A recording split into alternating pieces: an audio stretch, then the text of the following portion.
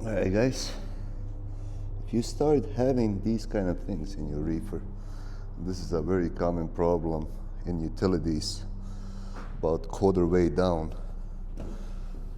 Don't ignore these. I put some JB weld on these before I left, just to keep the water from going inside, which after a while it rottens out all the wood underneath, and once the forklift comes in, it'll literally drop in here and create a whole mess. So I'm gonna go to Wabash and get this fixed. I'll keep you guys updated on how they did and how much the repair costs for something like this.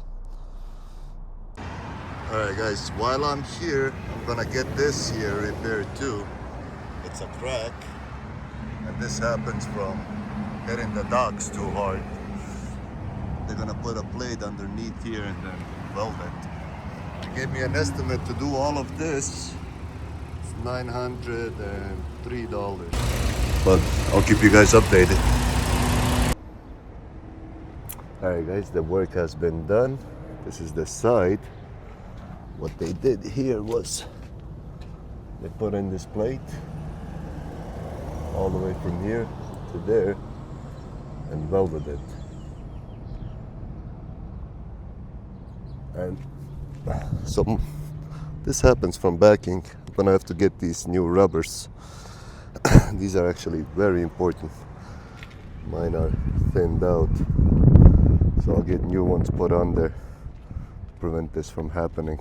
Now let's see the inside. Alright guys, here's the inside.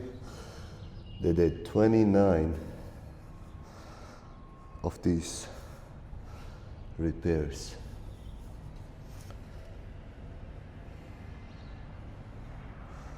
And there you go. It cost $903, and it prevented a big disaster. Because if you let this go, water goes in there, rots everything out. What's gonna happen is the forklift goes in, it's actually gonna drop down, gonna break your floor. And in order to repair that, you would have to take out the tandems, put all new bars across, and it is a very expensive job. I've seen people do it. It costs over $2,500. But much better to do some preventable maintenance like this.